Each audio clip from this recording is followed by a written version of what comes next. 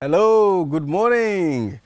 You're watching QTV this morning. I am Ibrahim Abalde. We are back again on another edition of your favorite morning program. Wherever you're watching this program, we're saying a wonderful morning to you, and we're sending love and likes to you and your family, sending you a cup of coffee, telling you, get ready to conquer your day. So how are you doing? Please, you can tell us on our comment section.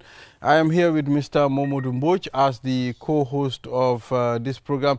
Mr. Mboj, how are you doing today? I'm feeling good. Yeah, I can see that. I can feel the vibes. Okay, you can feel the vibe, Yes. Sometimes you can feel the vibe if someone is doing good, like someone is feeling good. When someone is dull too, you can tell. You can tell. Yeah. Exactly. So what's up? What's going on?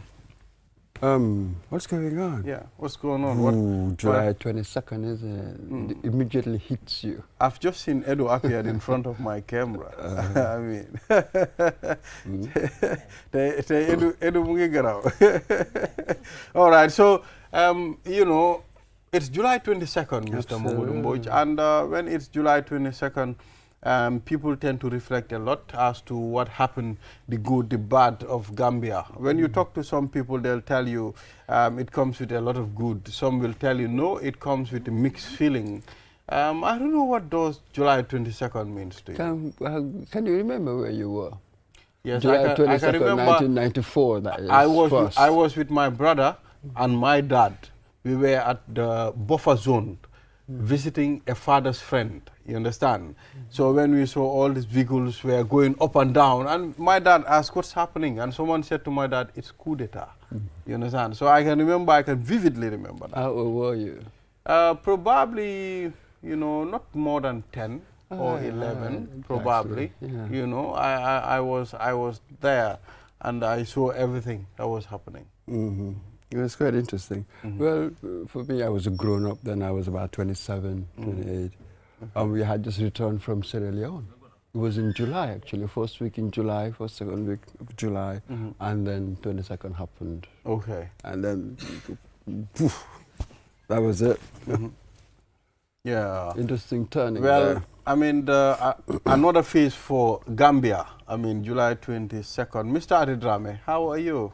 I'm very well. I wasn't in Gambia at the time, but of course, because of my abiding interest in Gambia, of course, we were aware, and it was quite shocking. Because yes, many West African countries had coup d'etats, but we never imagined something like that in the Gambia. I guess because we didn't know about what the situation was like. We all had this kind of rosy, romantic view of Gambia, and that Pajawara was widely loved, or so we thought. We didn't realize that there were kind of simmering, discontent in the society, because really, because this kind of predates the internet, where now you can find out of a country, at the click of a button. Then it was much harder, so we weren't fully aware. Yeah, I think it was also a reflection of 1981 coup d'etat. By Kukoy Samba Sanya, attempted coup d'etat by Kukoy Samba Sanya. And, worse things happened in 1981. I mean, recently I've been going through a video of the coup d'etat, how, Kukoy and his rebels were trying to take over. Is this Choi's video? The Gambia. Yes. Yes, and, the Senegalese intervention, how the British also sent their intelligence to come and take over power. So well, they sent there a couple of SAS. The people. SAS, when they came, they were to save the president's wife and the children. Yes, that's right. It was for a specific task that they came in. So that's different. And everything happened at the MRC grounds, Quite. when they disguise themselves to be dispensers as or doctors or something. That's right. Very interesting. So these are histories that we shouldn't allow to fade away. I think we need to book it down. We need to pen it to make sure our generations will know what's going to happen. Many things happened here.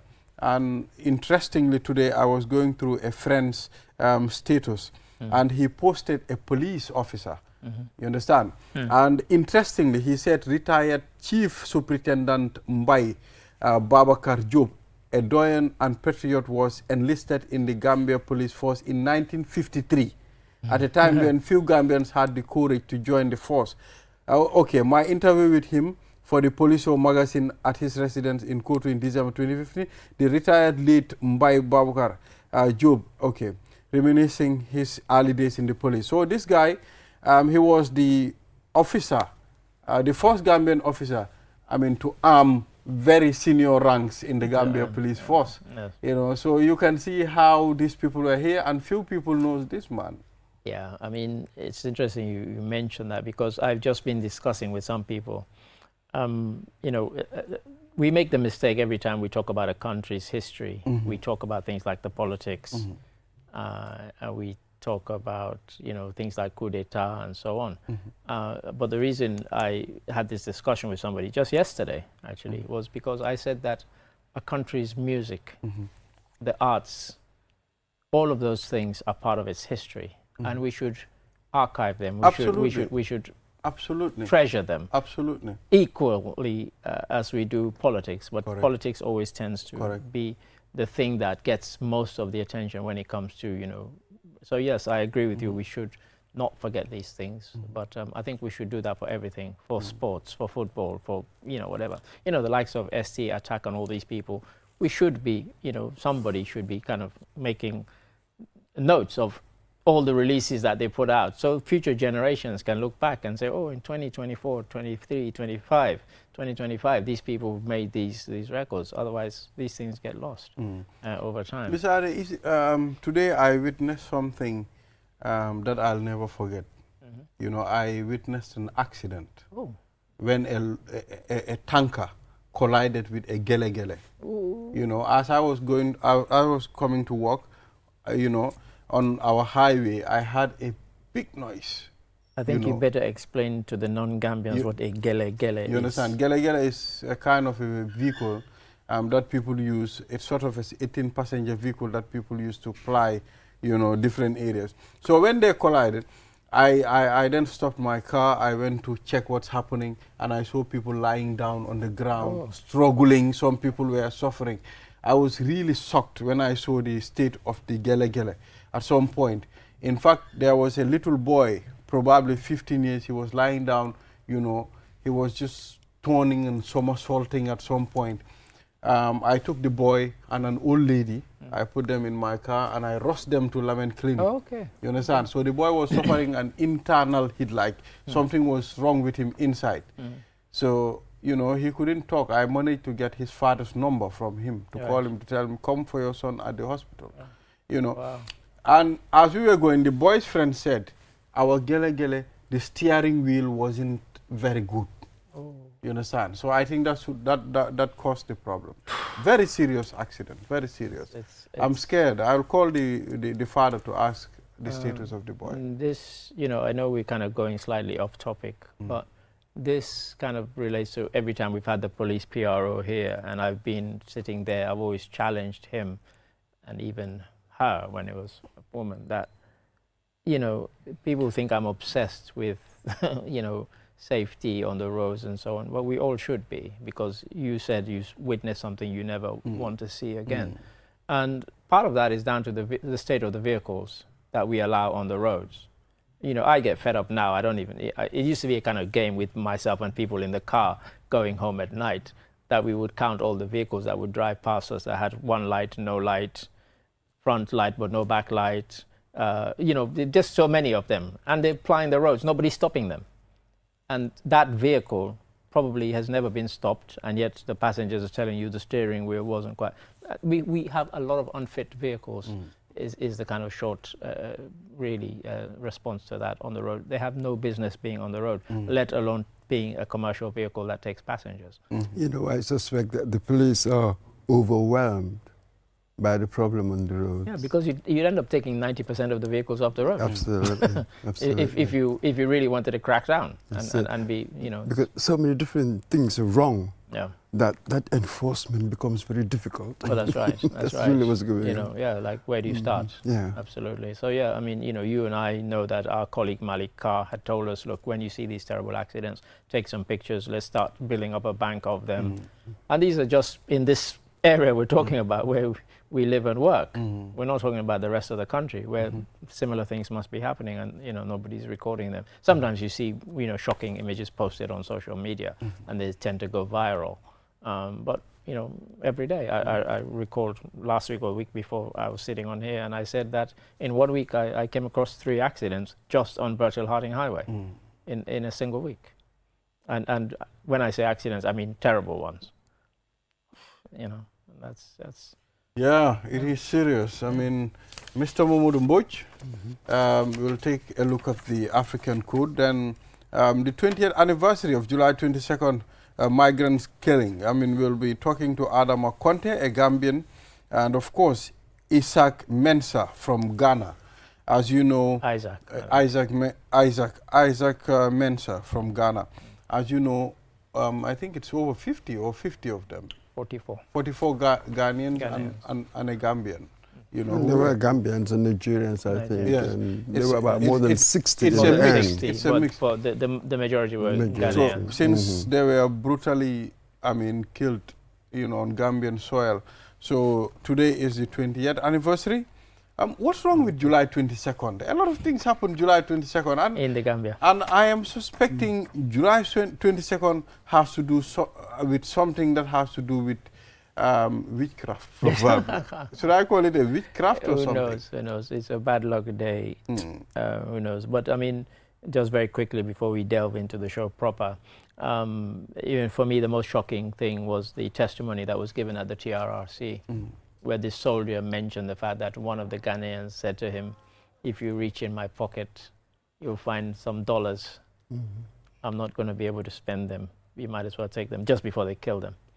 And he was asked, did you take it? He said, yes. Did you spend it? He said, yes.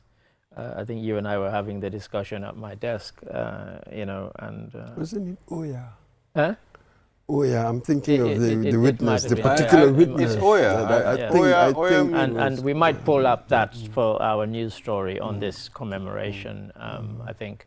But that was quite heartbreaking. But that is heartless. I mean, how can you eat a month? But the guy told him, take the money. I mean, he didn't know the guy had dollars on him. Because the guy knew they were going to be killed, you know, and of course they dumped them in a well, a lot of them. And fired them. They shot them and then dumped their bodies in a well, you know, just gone. And he could see the others being killed, and that's when he told the guy, take the dollars that are in my pocket. Yeah. Imagine that state of mind that this individual was, seeing your colleagues being executed point blank, and you know you are next, and you will be executed. There's nothing that can stop that, no miracle. It's I mean, I saw the, when Samuel Doe had all these people killed in Liberia. For the first time, I saw the full video. I'd seen like snippets of it. But then just last week, I found the full video because I was intending to do a story about it. And it really is quite shocking. You know, they brought in the vans, they tied semi-naked, and they didn't just kind of shoot them once. They sprayed them with the bullets. And it captures the whole thing, the sound, everything. And one of them, even after he'd been shot several times, he was still kind of bobbing up and down on the post to which he was tied, and then they sprayed him some more with it. It really is very, very shocking. I don't want to watch that. But here, it is really shocking. Here, I think here what we had was some really paranoid power, group of people, disparate people. There were no guns. There was no immediate, clear and present danger. Threat to them at all. And then somehow they had managed to concoct some kind of narrative that they were here where they're mercenaries and that sort of thing. There was really nothing to lead you to that, objectively, what we had seen. So, paranoid power. Yeah. This was really paranoid power in action. Well, paranoid power, I think you said it right. I mean, you know, put up an investigation. I mean, they are already in your soil, on your soil, and you were able to capture them. Why not place them somewhere and establish an investigation? They couldn't care. They just wanted to set an example and send shock waves throughout the country, so that in case somebody was thinking of bringing in mercenaries or staging a coup d'etat, this is the fate that will befall you. Really, that was the message. Really quite shocking. And there was something else. Unchecked power will always abuse. Yeah. That's really what we've come to realize. And Jammeh at that point, there was just so much power. There's nothing. His word was nothing. law. His word was law. There was nothing to stop him. So, People like that will always abuse that power. It's in the nature of, that sort of having that, Well, control. at the end of the time, when you are in the helm of affairs, I mean, that's the time when many people think you are extraordinary. But at some point, when you are not controlling anything, at some point, that's the time people realize nigger is a coward. I mean, what happened? After all, when 2016, people were not expecting Jammeh is going to leave. But later he left. And now we are seeing him perambulating and talking on WhatsApp, sending audios, I mean, dismissing people from the APRC party for no reason. It's really crazy. Dismissing people from a party that he really has no power to control anymore. He doesn't seem to want to face reality, wake up and smell the coffee. The time is gone. You're never going to come back here as president or anything else. I know, you hear people talking nonsense about, oh, he's a Gambian, he should be allowed to come back. Come back and do what? Face justice, maybe? Who knows? Maybe he could come and explain his side of this kind of killing of these migrants and why he felt he needed to sanction their killing. But yeah, it's People still tell me Jammeh is the only one who can run this country. I mean, I deny that. Run it into the ground, maybe. I denied that. Yeah. I mean, we have very fine people who can run. Adama Barrow is running the country. Dabo can run the country. Esa Fall can run this country. Even Mama Kande can run this country. It's not so easy. And this is the point I always make to people. People always say that anybody can run the Gambia and make it work. There are lots of things that work. There are lots of things that do not work. People think because it's a small country with a small population, it must be easy. It's not easy. It's a hard task. You and I sit here every day and we hear people complaining about this, that, and we hear other people jubilating, as we heard over the weekend, people who said, for 52 years we'd never had electricity, we now have electricity, things like that. It's not easy. It's a complex thing. So it's not just anybody who can run it. And when I hear people say that, I really genuinely get annoyed because it's not a simple task. It's unbelievably naive. I mean, we can go back. I mean, really, we've had different methods, different approaches, be it from the Kaunda. I'm talking about the continent generally, to put it in context. We are small, but no less complex, as I tend to say. From Kaunda's humanism, Oyujama, Nyerere, we've had different models, but it's been very, very difficult. Jomo Kenyatta, what was happening there? You had what Kwame Nkrumah came with, Sekou Touré. Absolutely. So people underestimate it. When you are on the outside, you think that you can do the job. Until you go in there, then excuses start popping up all over the place. You realize really how difficult it is. So it is not true. Anybody can run it. That is simply unfactual. This morning, I was mentioning to, I said, Mr. Mboj, tell me what tapestry is. I mean, he said it's a mixture of different things. Shapes you understand? Colors. So everybody have a role to play. Everybody understands that tapestry. What should I do? How should I approach it? So Barrow will do up to his, level. Another man will come and do to his level too. One man cannot run a country. And I like the word, the tapestry, because it's something I've always used for the Gambia. I've always talked about the Gambia's rich and diverse tapestry of ethnic groupings. And so, yes, tapestry is very much what it is, what the Gambia is. And that's why it's not just one grouping. It's not just Wolof. It's not just Mandinka. It's not just Fula. It's not just Jola. It's all of these and more. Yes. And there's the other word that I like, palimpsest. Right. When things are layered, the layering layer of something. So the historical accretions, as it were. So one must be sensitive, as it were, to these layerings, historical layerings. So please never again say anybody can run the Gambia, because it's not true. Yeah, so let's take a look at our African code. Even the poorest man sleeps well if his heart is light. Even the poorest man sleeps well if his heart is light. If his heart is light. It's what in Creole, in Salon, we call, where you get this called is Igbo. It's an Igbo one. Yes. Is it Igbo or No, Igbo? Igbo. Igbo. What is the G doing there? It's there That's to the nature confuse. of reading. Mr. Boy, I didn't get it right. That's the nature of what? What? What? This It is- should this just be is- IBO, Igbo. No, not IGBO. Words are established more by convention, Of isn't course, it? of This course. sort of logical application, they will break down because every rule, you're bound to find an exception or stuff like that. Imagine I had two of my colleagues in my team arguing yesterday whether in a report they were narrating they should say government or government. They spent an hour debating it. Government?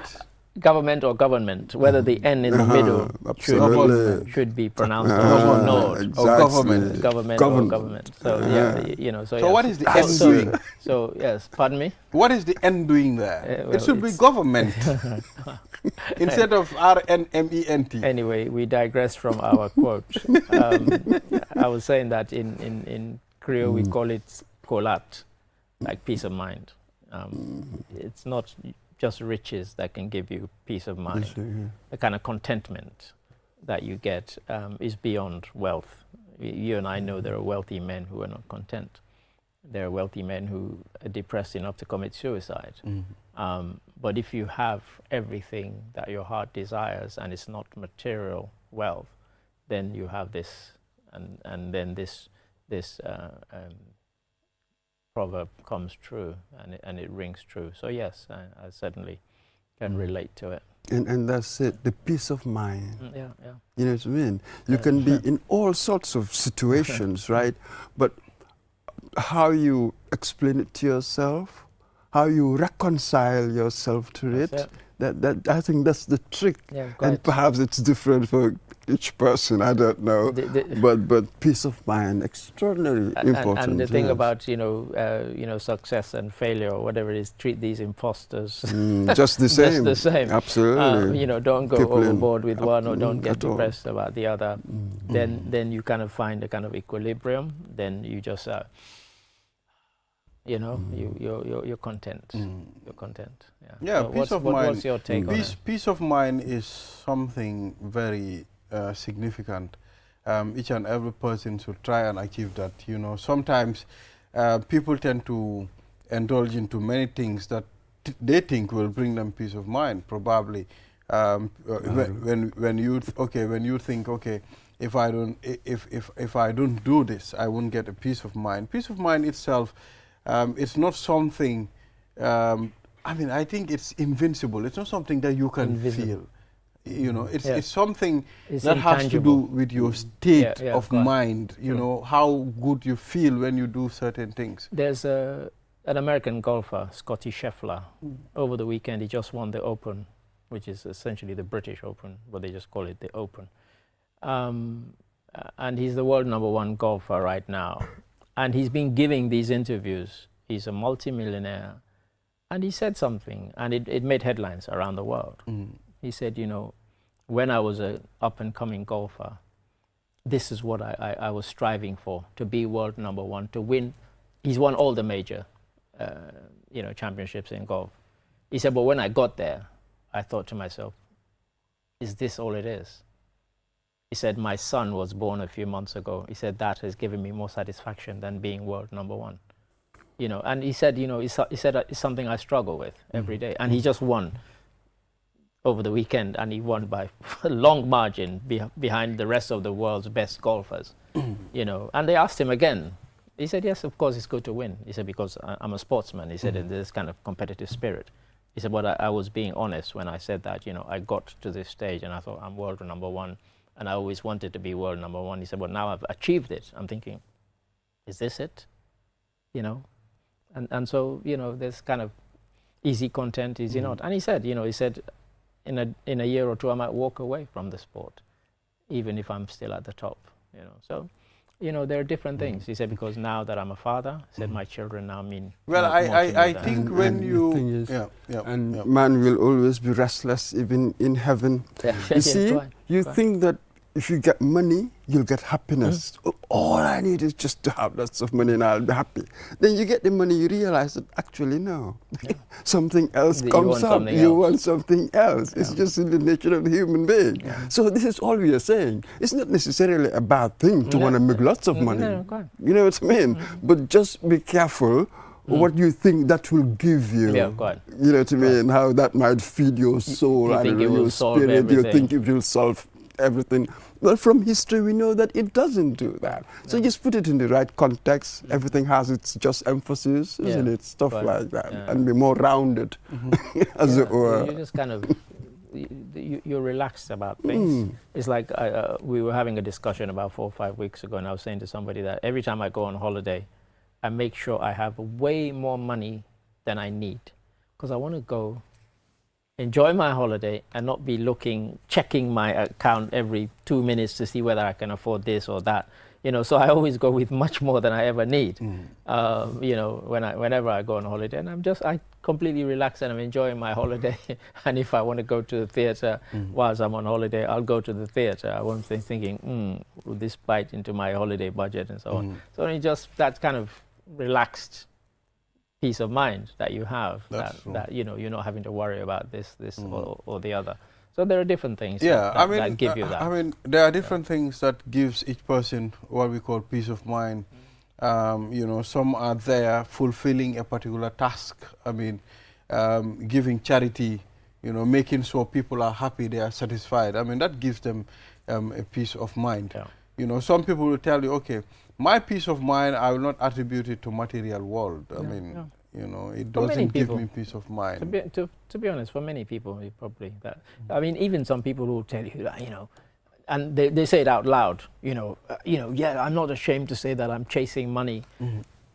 But then they get the money and they're like, oh, okay.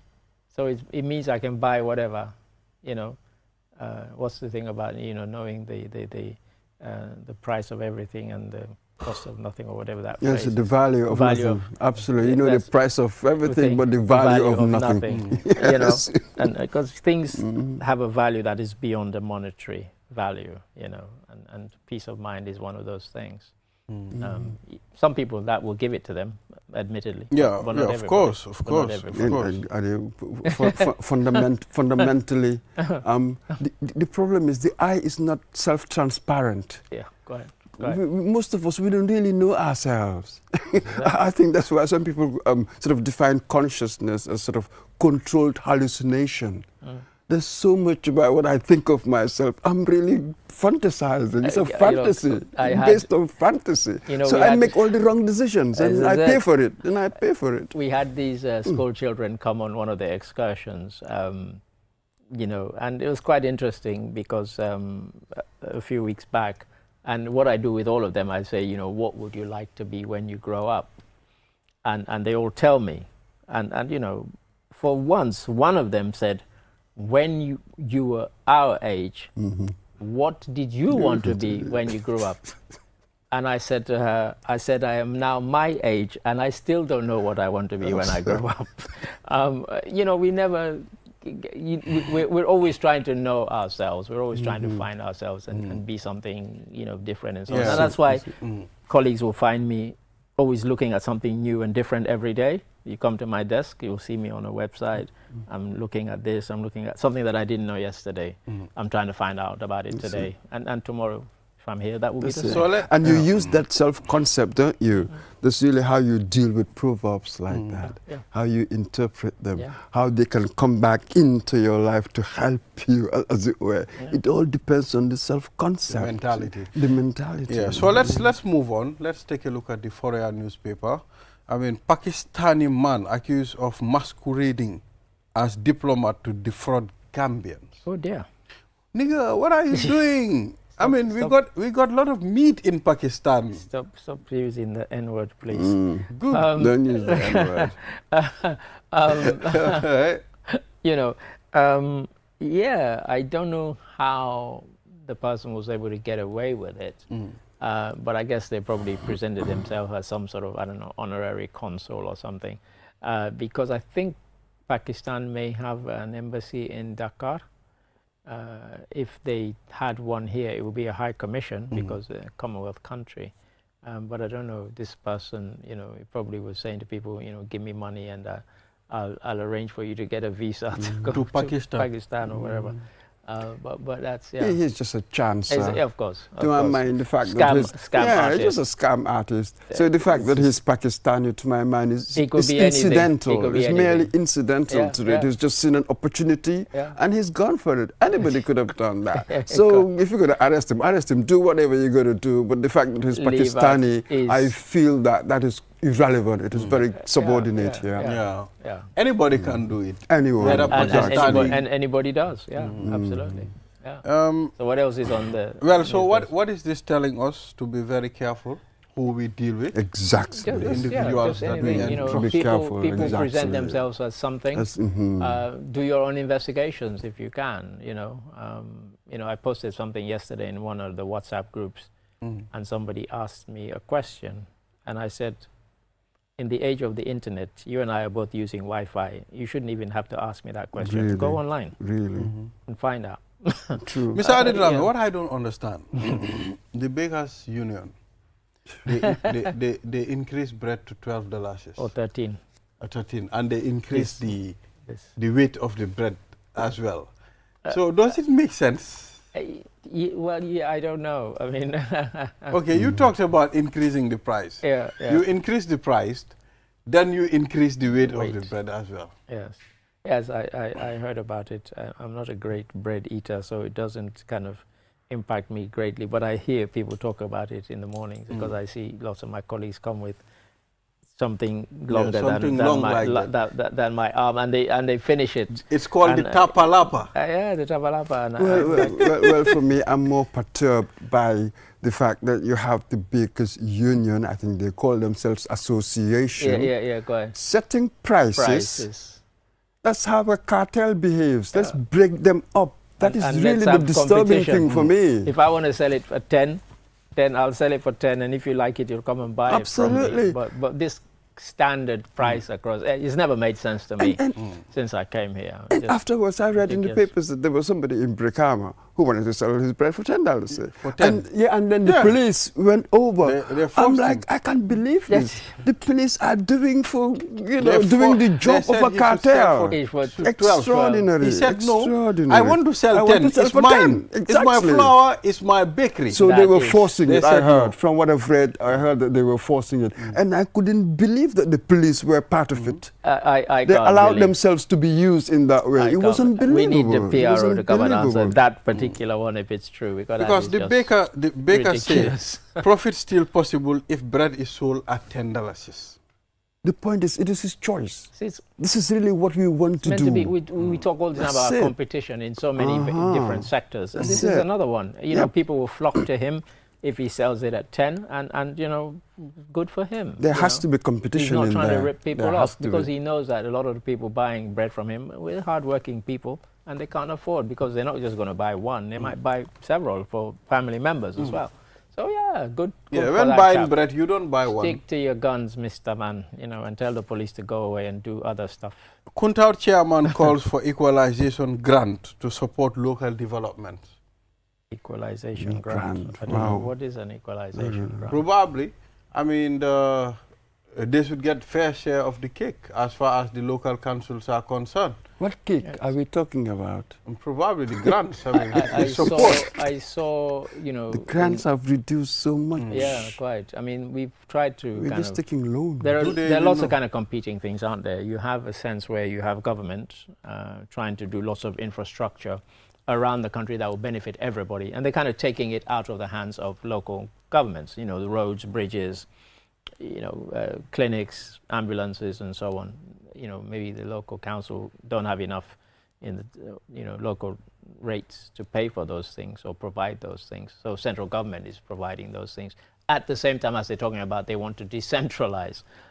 So if you're going to decentralize in the way that this person is asking for, where is the funding coming from? Because if that person is asking for it, somebody else is asking for it, and somebody else, and somebody else, and somebody else. So, where do you get the money to fund all of these things locally? So And they may not even get people's sympathy. Because when I follow now the inquiry on local government, I'm like, oh, you want more money to put in your pocket. There's really, you're not going to have any sympathy. Yeah. You know what I mean? So, oh, God. Yeah, I mean, you're absolutely right, because you know what we've seen and heard. What we've seen and heard has been quite shocking. I saw one of the newspapers yesterday, was it, talking about $75 million that had been given to the Gambia, and telling the government, I think it's one of these Dear Mr. President things, saying, you know, make sure that it is spent wisely to kind of boost. And I'm thinking, 75 million. Gambians send between 780 to 800 million a year. You know, and you're talking about 75 million because we get it from UN or whomever, like it's a big deal. It's not a big deal. It's a drop in the ocean. You know, it's 10% of what Gambians send themselves, but do we use it strategically and wisely? That's the thing, you know, and you know, yeah. All right, interesting. Be reminded you are watching QTV this morning, and I am here with Mr. Momodu Mboj and Ade Drame as the newspaper review guest. So we have another story again. Parks and Wildlife Director says Kanilai Park remains under military control. Under military control. Military control, yeah. So, Mr. Adedrame, in fact, does it make sense from the beginning, I mean, to do something like kind of like parks around that area, while we cannot even enhance Abuko Nature Reserve? Yeah. Well, we know why it is at Kanilai. Yeah, so what do? Do you uproot it? Do you close it down? It's that kind of particular bird has flown. It has been established. You either run it down and close it, or you know there's some sort of upkeep. And as to why it's under military, that one I don't get. That is the key for me. Yeah. What was the point? What point is he trying to make there? Yeah. Because the military now is under civil control. Yeah, quite. Yes, there's a ministry that controls, as it were, the military. So the military is not in charge. Yeah, quite. If they're in charge, they're given, they're given the authority by civil control, really. They're not kind of gone there on their own. No, they cannot be. You know, we're taking over this place. So, you know, they've been directed to be there. And, you know, that is part of the job of the military. You go where you're told to go. You know, they send you into war against Senegal. It'd be interesting to get the details. What he's trying to, what is he saying there? What is his point? Really. All right. Gambia to benefit from $60 million waste the fuel development project. So waste.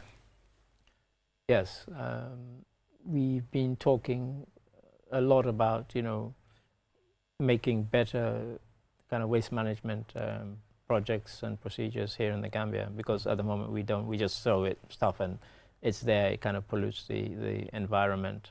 So yes, something like this definitely to be welcomed. I saw the headline, you know, before we came on air, and as you might imagine, I was quite interested, so I thought, yeah, let me delve into the story. Unfortunately, I didn't have time to.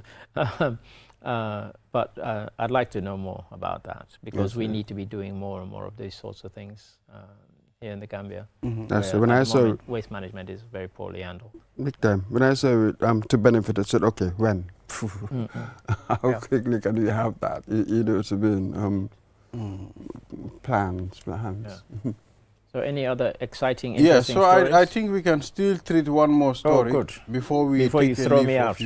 Yes. All right. We have Wildlife Department blind for sale. No, choose another story, because I didn't even understand that headline. Okay. I didn't even understand that headline. So please, choose a story that we to another paper. Pura grooms students as consumer watchdogs.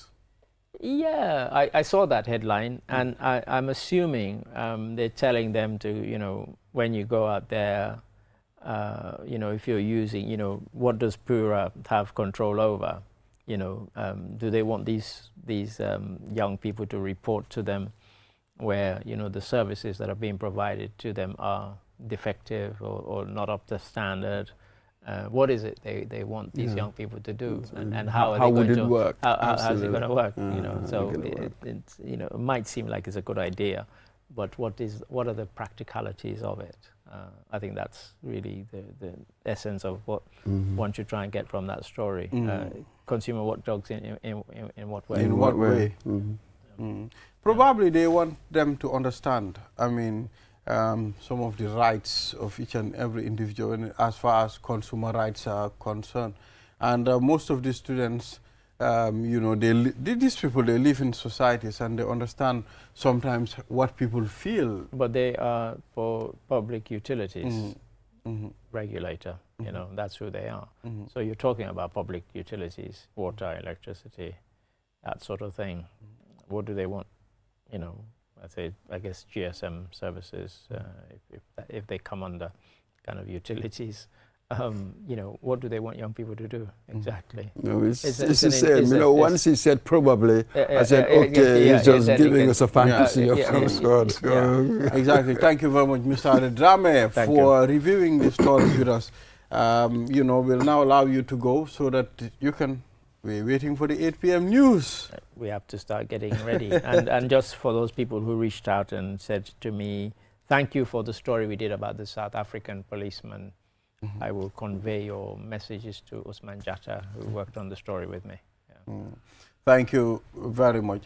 So viewers, we'll take a short break. After the break, the program is going to continue. We'll be right back. Money e orange money Johnny webini nuldugol mbudi mi yetoma Johnny ida wawi nuldude mbudi irako Gambia do yaha Senegal e Q money wallet mount e ko hon wonda e fadde mi yetoma udu Q money account ma on Johnny fuddoda nuldude mbudi e teribe ma re wadon ka orange money nder Senegal fiye bugol hen ko labi ida wawi nuldude Q money customer care e 133 Q money suñu kalpe dum no yadi e sartaji. Hi there, my name is Nuruddin Adams, a proud product of this noble institution. Heritage Christian University is not just a learning place, but a community that transforms lives and empowers its students to become compassionate entrepreneurial leaders. My journey here has truly been life-changing, and I invite you to come experience the same. Whether your passion is into business, nursing, midwifery, psychology, communication studies, multimedia technology, information technology, or theology and ministry, Heritage has tailored these programs for both the undergraduate and graduate studies to suit your goal. If you're ever ready to take your education to the next level, then pick up an application form and join us today. At Heritage, you are never alone. As members of the community, we'll stand and work with you every step of the way. Welcome to Heritage Christian University.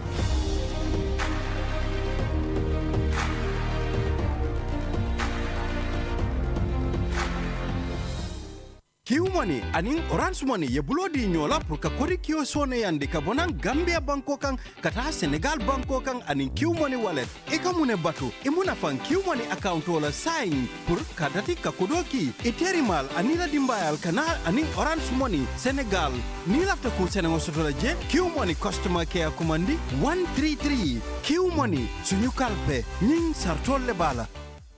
Q Money and Orange Money has just made money transfer easier. Now you can send money from Gambia to Senegal directly from your Q Money wallet. So what are you waiting for? Get your Q Money account now and start sending money to your friends and families through Orange Money in Senegal now.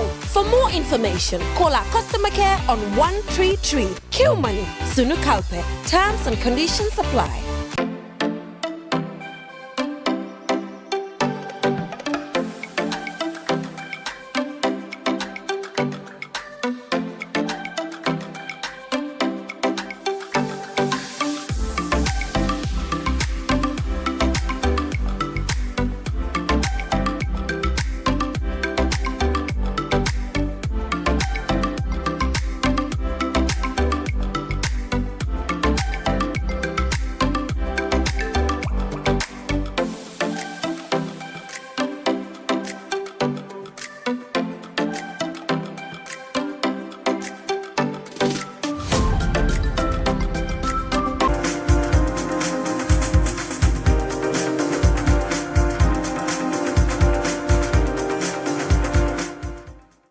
We are back. You are watching QTV this morning, and I am Ibrahim Balde. So now we move on to the other segment of this program. As you know, today is 22nd July, and 22nd July, it's a reflection of things that happened in the Gambia, especially during the 22 years of former President Yahya Jammeh. A lot of things happened, and you know, the most thing that people talk about is the killing of the Ghanaians that were trying to use Gambia as a route, you know, for greener pasture. So it's important for us to discuss this. And, you know, most of these people were only here, you know, to look for a way, a passage, but at some point they were victimized. So we will be delving into this, Mr. Momodou Mbodj, and we'll also try to see how best we can connect, because we have a family member of one of the victims from Ghana and in the Gambia as well. So you're welcome on the program. It's good to have you here. Introduce yourself and tell us where you're from. Okay. Thank you for the opportunity given us, and we are really grateful for how far we've gotten to. My name is Isaac Mensah, and my father happens to be Peter Mensah, who was part of the 56 West African migrants who were murdered on the smiling coast of Africa, which is the Gambia.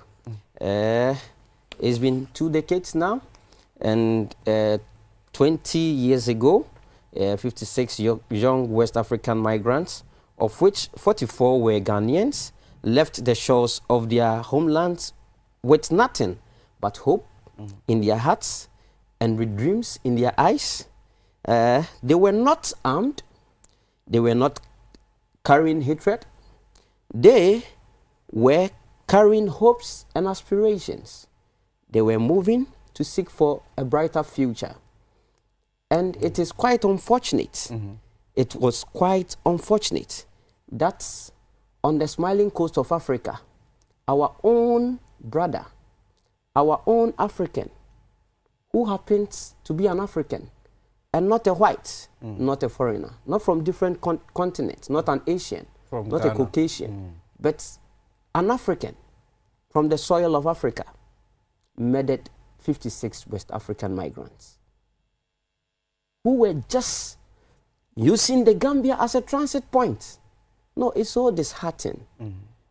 So we are here today, and first of all, I want to use this opportunity to thank you for the privilege given to us to share our story to the world, and also extend our warm greetings and gratitude to WAVE, which is Women's Association of Victims Empowerment, which is based in the Gambia, for this opportunity given to us to air our views and then express our sentiment on this tragic circumstance. Thank you. Today marks 20 years. Yes, so today marks 20 years since the brutal killing of over 50 West African migrants, young men full of hope, mostly from Ghana, along with Gambians and others who vanished on Gambian soil in 2005 under the order of Yahya Jammeh.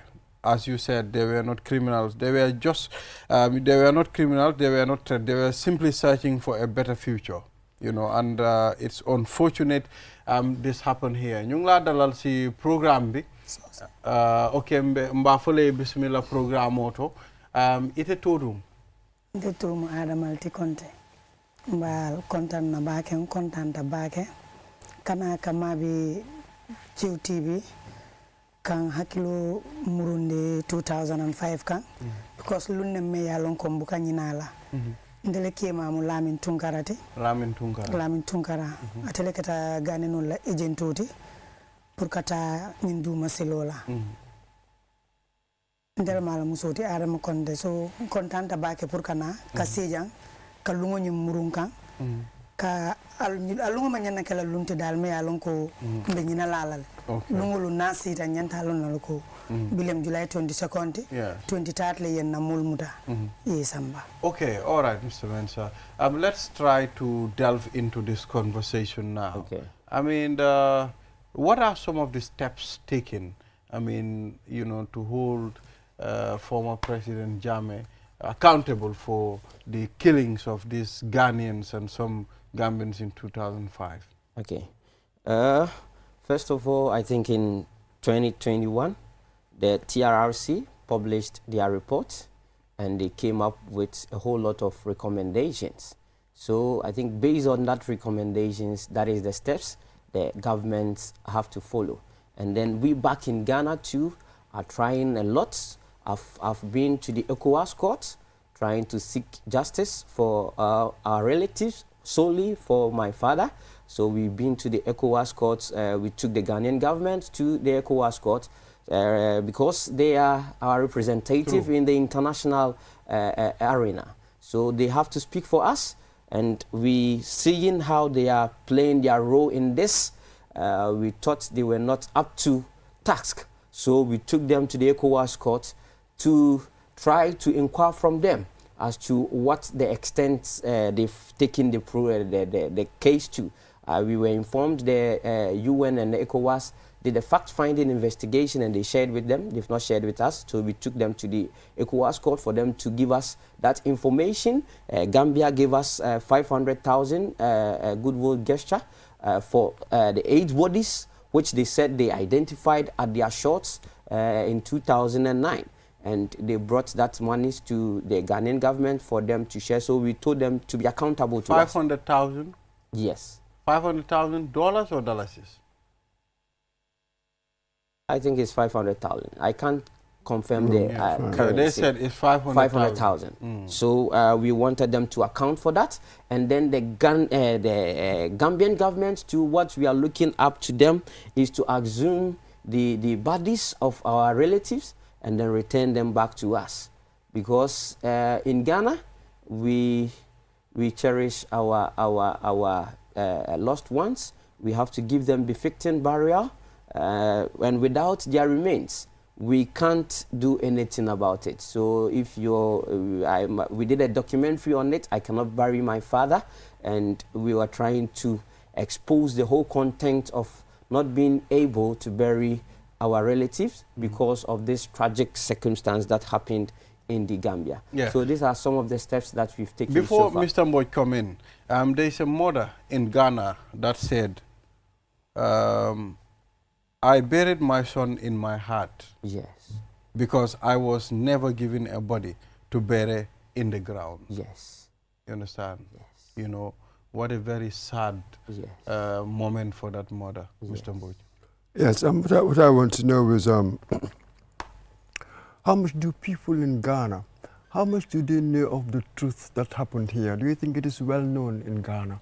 Yes, in Ghana, now most of us are enlightened, and when the TRRC report came out, it was shared with us, and as it stands now, we are aware that indeed our relatives lost their lives in the Gambia through a tragic circumstance and someone's selfish interest, which is former President Yahya Jammeh, who ordered his paramilitary group to execute our relatives. So now it is widely known in Ghana, even not only with the relatives of the victims, but it is widely known among the Ghanaians that it was Yahya Jammeh who murdered our relatives.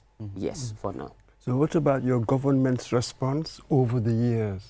Yes, first of all, I have to commend successive governments for their role that they've played. I think when the incident happened in 2005, the then Foreign Affairs Minister, who happened to be Nana Addo Dankwa Akufo-Addo, who is the immediate past president, came here to do some investigation and even wrote letters when they arrested 2 Ghanaians and then took them to the Ghana Town Police Station, and they were nowhere to be found. He came here to do a follow-up as to where they were. But because as at that time Yaya Jammeh was in power, he tried to cover up. So I must commend him on that. And during the NDC era, which is the current president, who used to be the vice president, then in 2009, they did a follow-up on the case, and it was marvelous. That was how come they were able to constitute a fact-finding investigation, and then they came up with that 500,000. And recently, when our president, that is John Dramani Mahama, His Excellency, when he was inaugurated, this place was his first point of call. This place was his first place to visit in Africa. And when he touched grounds, the first words he spoke was to admonish his colleague, his friend, Adama Barrow, to try and then do the needful to try to bring closure to the victims of the families who lost their lives through this tragic circumstance. So our successive governments have been playing roles, and we must commend them for that. But it is not enough. They have to do more. They have to do more. So let's engage the young lady. More after 2005, muneketa for nying nata futema. Berea futetema nying kibaro. Ite nila dimbaya aliaje nyadile. 2005, July 23rd, ngamen kalamuta menketa. Mbelari na bunkono la dorong ngaje yenkema handcuff ina nata fo bunkono mbesino la yenkuni ko nga wuli so nata wuli biri wulta ye bunkono sach inin fem mon fente de nafti tata so biri tata ko kata aminto iko albulan noma den nata bule noma ntol ni nata nyodang because itol be moto kono mu jama but moto je me uniform dong. But nata na findi, nata station oldo. Phone atenata call ke akomfele kairaba. So nata na tara kairaba. Mbesele lambejila. Futili kili. Nde mantala broda le tata suto. Ako me taraja. Nkaya damma fani gani nulbe konyi mibe le taraja. Nata ulo nyama kote ke suto. Kayai. Metol mu mamuje. Mangani nulje malamin fananje. So nata tara wala kono for nata lawyer ta then lawyer ni nata ta Kairaba police station pour ka kisi ka jibe abe damen ka bula so nata lawyer ni promise ko ba bula lale abe finti lale ba jelale so bitum escape ta tenne dal manana kulon la ko to wot mo kono ben tala 7 months and then mina bula la 8 kono so woni mbite mambe wala nyama ko kono for TRRC natan testify ta bari government hanibi among kuma fonna kuoto abuka ja among fen for sakasi step ta because jandim mo be step ta le la kuoto abatara la ke la kumofo bari abukanto la kumofo abuka fen fonna ko adun saya ko en jakali bake ko leta nyonya mu fana ni la mu fata ilafta ya frauta ya ku ya salama ya bade kumul ka bade nyame mbe ka sayale bato bar sayal fatatale bara aku ko leata bake nkan adimitan kam bake fo say ndingo ke bayata akanyini karo ka famala so ko leata mbulu bake so din jelo dinkilin kono le ben nanu 7 months kono le be lanu okay ale dinkilin na so you know buko bukalaj da fog ne ñun as a society acknowledge that incident with the seriousness it deserves. Gambia, okay, ite kema ya wale fa yaje nyadile mol sontale ko okay nying to nya aketale andum fanan mol natale pour ka mutefe ko to nya nying ya jamele nyinke anala molu ye tilimbali ale samba nyilkan ye fa tilimbali yakono ite molia mutefe nyadile molia mutamfele especially in organized victim center ning aneket yol ten wefiol ya mutamfe bake because ni tolun ten ndefutala jang bayri ndem ankara nkala file kalo nke mala ko la fango bake but ni ma a support soto ndake nola bari ngetol tende anytime always wati iben kolla dono adama lafte na jang adama lafte na jang adama lafte ndefana ni e wulindi wate wate mbuka singa wulile because nkaje le ko ntele nyanta wulila ngalo yen kumande dawda hani me manke jante mparita le pour katan nan kuje lamin na kuola bari ngi tentu baake victim center o aneket wo wefo imantu je dal balu wala karola berin ikema tata aketale nyaadile hanga kole ako soto je because nin kono be musola anita fennella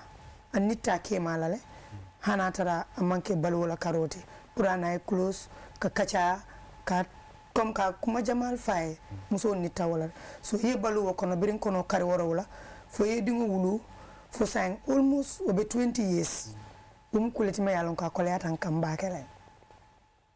This is very sad. Very sad. After This is 20 really sad. years, Yes, 2 decades. How would you interpret this delay in getting justice, isn't it? That is what you're calling it. How would you interpret it?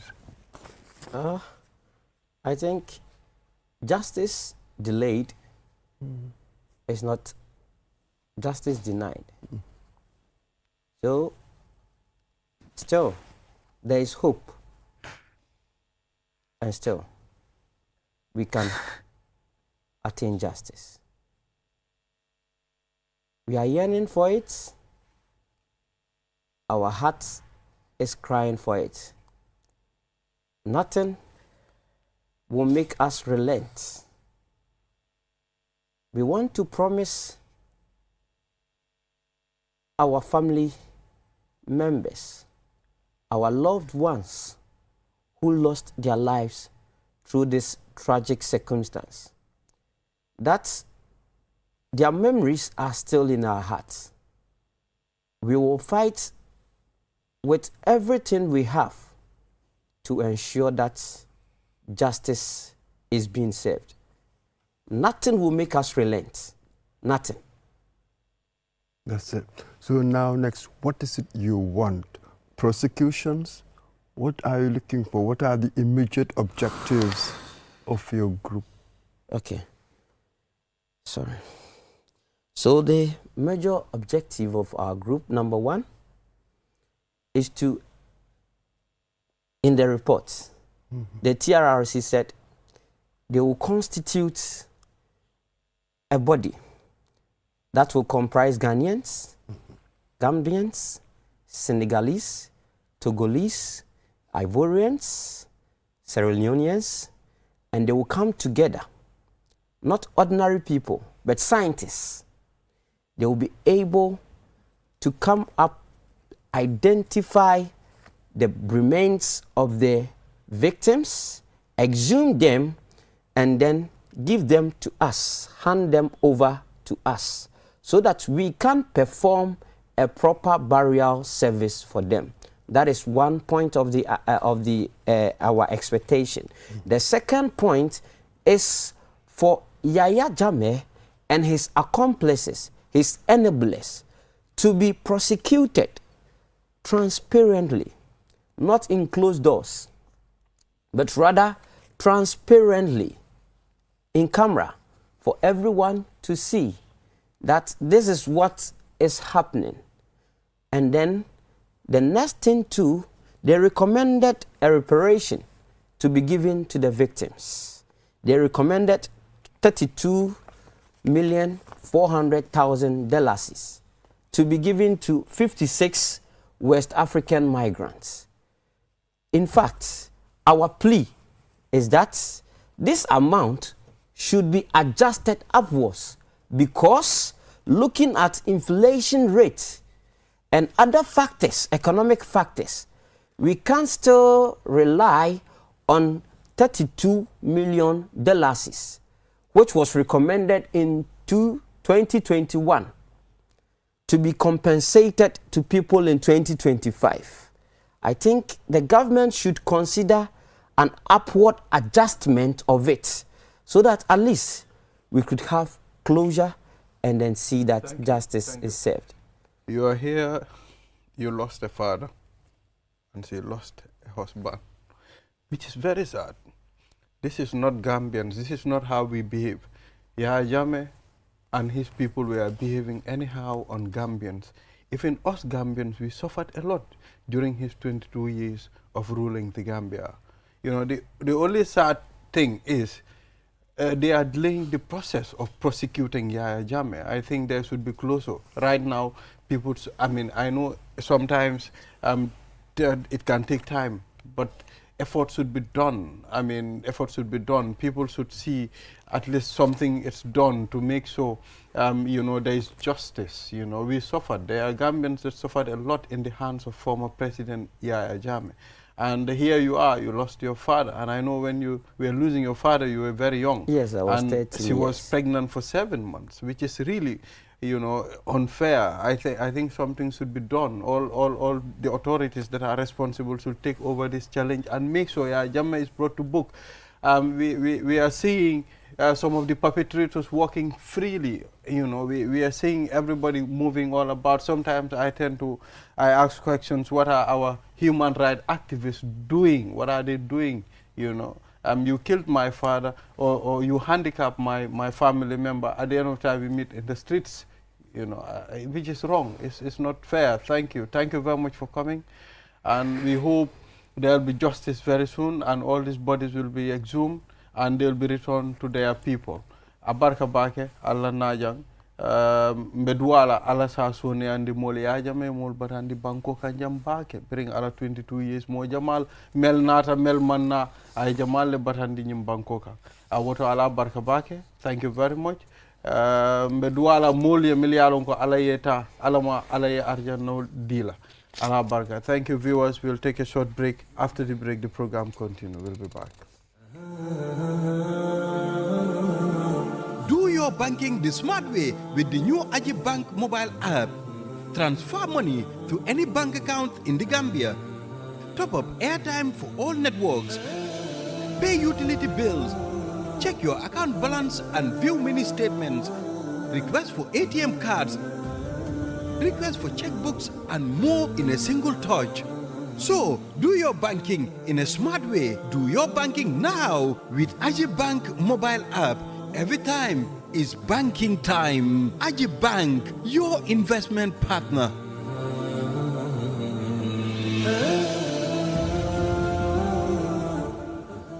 Q Money ak Orange Money ñoo lëkkaloo pour yombalal leen yónnee xaalis bàyyi ko Gambia dem ba Sénégal ak Q Money wallet looy toog di xaar dawal léegi nga ubbi Q Money account pour nga mun a door di yónnee xaalis sa xarit ak sa mbokk yi jaarale ko Orange Money Sénégal léegi pour am si lu leer mun ngaa call Q Money customer care si 133 Q Money suñu kalpe lii dafa ànd ak sarta yuñ tëral.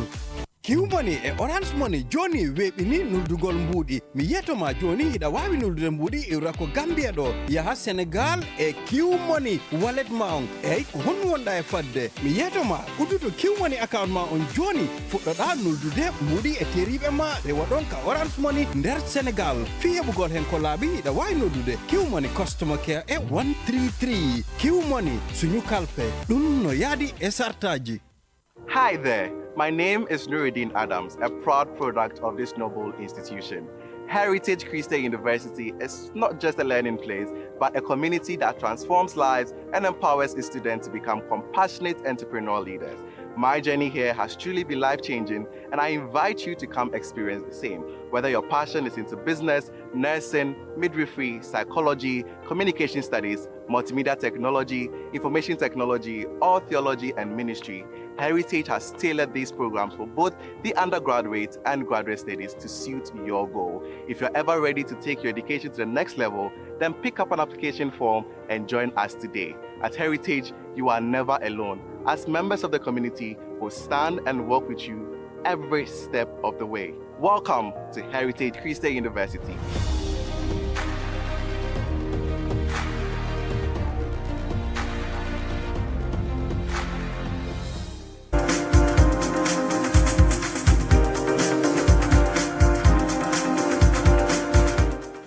We are back. You are watching QTV this morning. I am Ibrahim Obalde. Now let's head to the last segment of this program. We have Emmanuel Daniel Juve here, Chairperson, National Human Rights Commission, and we'll be discussing the National Human Rights Commission State of Human Rights in the Gambia 2024. It's good to have you here, Mr. Juve. You are welcome. Thank you so much. It's a pleasure to be here. Yes. So this is a very significant topic. We are out of time. Let's talk about the state of human rights in the Gambia. Yes. Mr. Balde, it is a requirement in our laws, in our establishing act, the act that established the National Human Rights Commission, that every year we submit a report to the National Assembly on the previous year's state of human rights. By doing so, we map out the terrain, look at civil and political rights, economic, social and cultural rights, the right to environment, all rights, and how Gambians, how the duty bearers, how the right holders, how the duty bearers have been respecting, protecting these rights, and also the NHRC, in the process of doing so, will also make recommendations. So the report that we have submitted to the National Assembly carries all this. And it talks about, for example, if you look at the report, it looks at security of the person, the right to life, access to justice, arbitrary arrest and detention, the rights of women, rights of children, rights of older persons, right of people with disability, economic, business and human rights. So it's a gamut of all the rights that the national human rights have been mandated to promote and protect. So this is what we do. And not only do we report, we actually, and our report is evidence-based. And that is why before we actually publish the report, we have a validation of the findings, so that all those other institutions, government ministries, line ministries, civil society are part of the validation, so that we verify whether the findings we have is actually as it is. But what is also important, reports can just be there, but recommendations. What should be done and how it should be done. So this is what you will find in the report. These are actually two reports. One is the State of Human Rights report, and the other one is the activities that the NHRC carried out during the process. Because if you have been given a broad mandate to promote and protect human rights, you must tell the Gambians, you must tell the taxpayers, you must tell development partners who also fund our programs and projects and activities what we did in that particular year. And one of the things that also the National Human Rights Commission has been mandated to do is to monitor the implementation of the recommendations of the TRRC and report. So there is another report that will be coming out in the next 2-3 weeks. That is every year now we report, and I heard you said before I just came in, what is the government doing? Yes, and Gambians should ask, because if you remember, the government, after the TRRC gave its report, the government came up with what is called a white paper. And in that white paper, the government accepted most of the recommendation. But not only did they do that, the NHRC has been named as the institution that will monitor to make sure and report to you like some of the things you're saying, what have they been doing? And I will touch on a bit of that. Because yes, a lot of people say that it has been slow. There are a lot of things that can be done. I heard you talk about prosecution. Yes. But I will also give an update on that area, because we have even constituted, we call it the multi-stakeholders monitoring group, to make sure that every quarter we invite all the stakeholders and they tell us what they have done. And now the good thing is that the government now has an implementation plan. Initially they did not. So we can actually measure their success based on the implementation plan. But it's good that people know that. But this also comes under the docket of the NHRC. I can maybe talk about, because I heard you talk about the prosecution of Jammeh. True. And yes, that area has been slow, but as I can tell you now, that inroads have been made. One, there is now the Special Accountability Mechanism Act that is in place. The Special Prosecutor's Office has the act has been in place. They're in the process of recruiting. if you've been following ECOWAS, the issue of the hybrid court now, finally. So, but to be honest, it has been slow, and prosecution will not be as fast as the others. I have to tell you that, because there are a lot of other things that are, even the extradition of Jammeh. You remember the act, the recommendation stated that 60, I think it's about 64 of them who have been recommended for prosecution. And of course, maybe not all of them can even be prosecuted because of when you enter the courts, it's a different ball game. But one important thing that has been achieved, I think, is the Reparation Act. And that is key, because those victims, some of them are dying. The reparation has not been paid, but fine, this is good. The fact that now the Reparation Act is, and then just not long ago, the commissioners of the Reparation Act have been sworn in. So we will see work, but that notwithstanding, institutions like the NHRC will make sure that the government does what it's supposed to do. That is why we were set up. Absolutely. We don't have much time, as you said, yeah? So what are the most urgent concerns flagged in the report? Now, which report are you talking about? Our 2024. Okay. For example, we looked at the themes. Each area is important. We have thematic areas, like issues of security. We have rise in murder cases. It's a problem. And we also have recommendation that investigations must go on, because right to life is not just about the state taking the lives of others. That was the case before. But also, private citizens, because it is the duty of the state to respect, protect, and fulfill. That's why they have the police force. They have they collect tax to make sure that our security. So you will see that to us, this is a concern. Unsolved murders, robbery. So the police and the Minister of Interior, they are doing a good job, but they need to be capacitated. They need to give them the tools, the resources to be able to do their work diligently. And they should also report to the public so that the public know what they are doing. So security there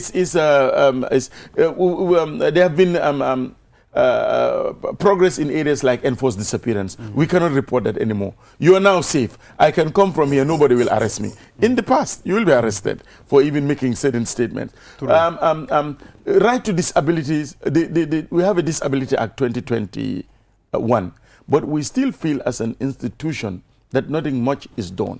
And we have taken the Ministry of Gender, we've been working with them to make sure that the act itself is implemented. For example, even for public, if we look at the act, talks about access to people with disability to public spaces.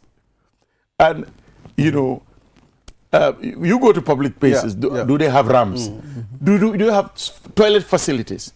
We talk about the rights of children with disabilities. How many schools do we have for, one, visually impaired, those children who have difficulties in learning, those children who have problems in talking?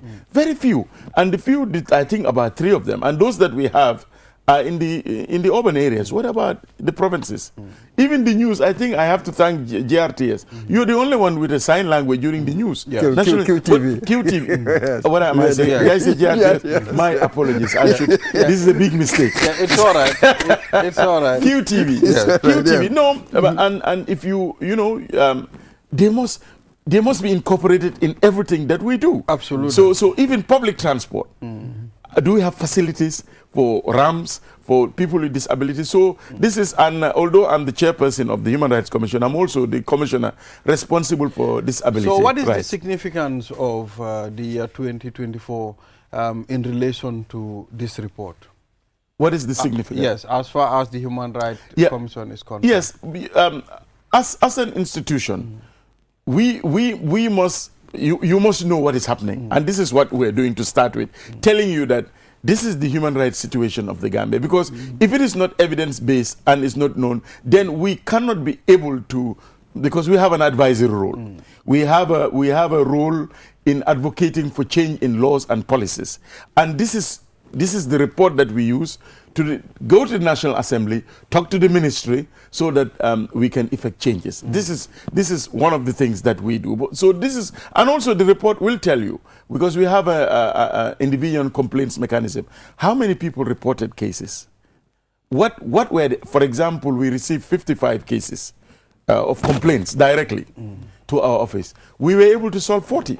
It's important that you know what are the nature of these cases. We have also regional offices today.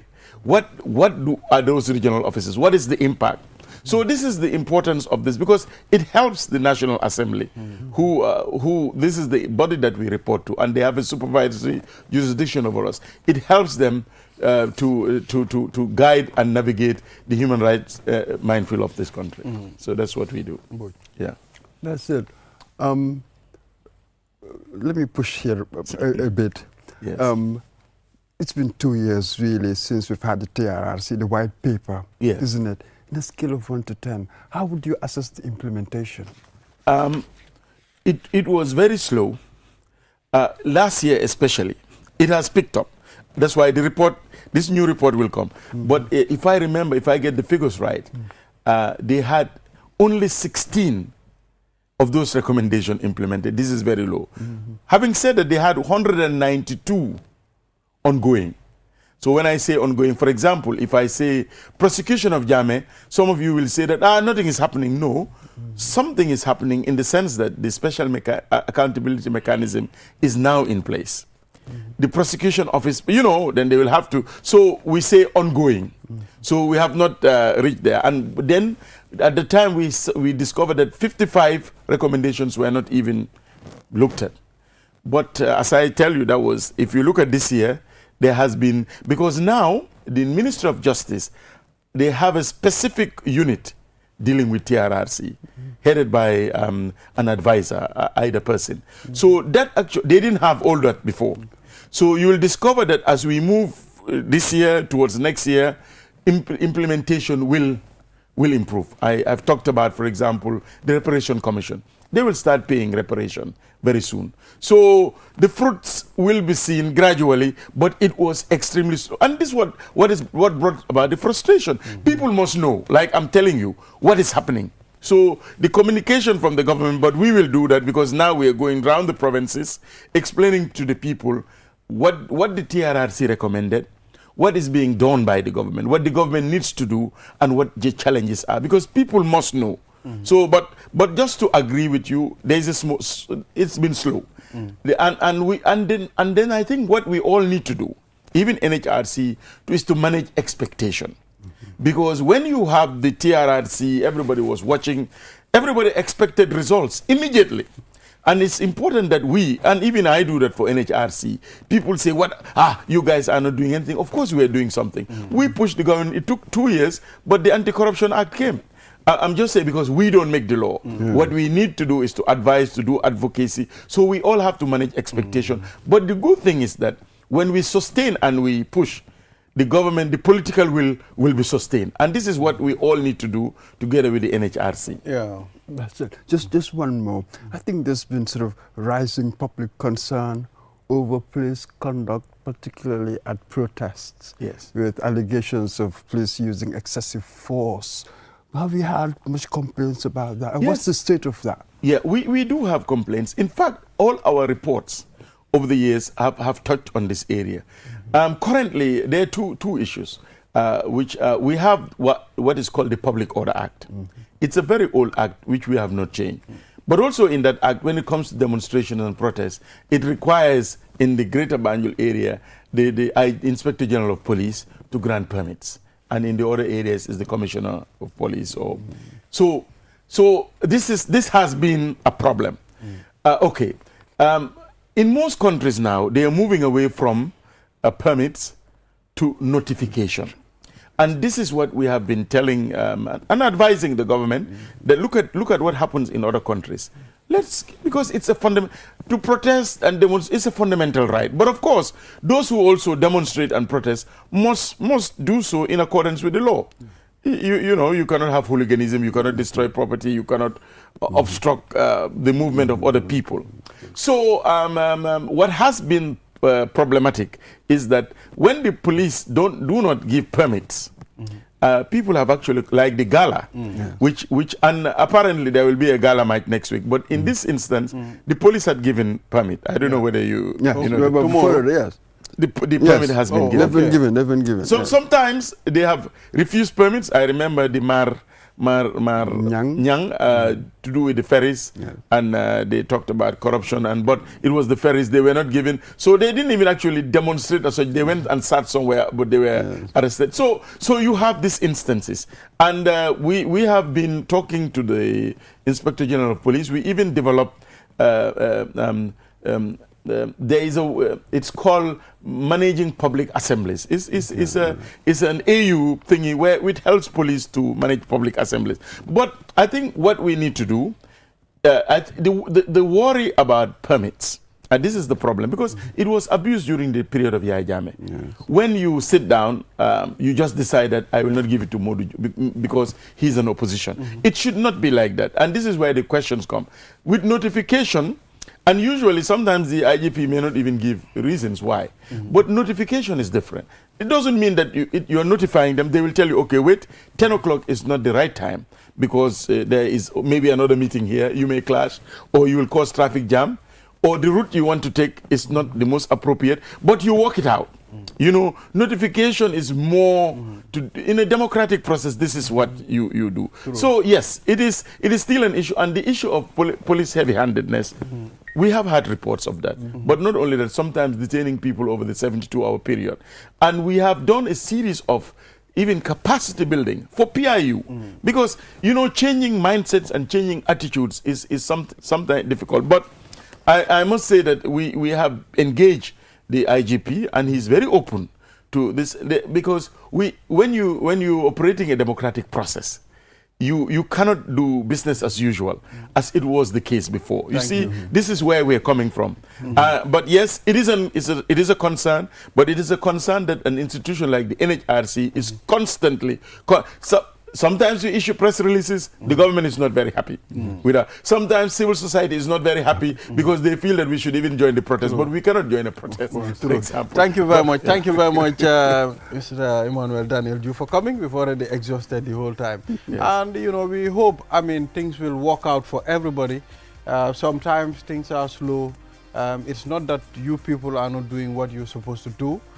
It involves processes and steps as well. You know, when a person is hungry too, you cannot wait for the food to cool down. I agree. Yeah, so that is the situation here. So we wish you all the best, and thank you very much for coming on QTV this morning. Okay. You are most welcome. All right. Thank you very much. So Mr. Mboj, this is all we have. Until we come here again tomorrow, do have a wonderful day. Bye-bye.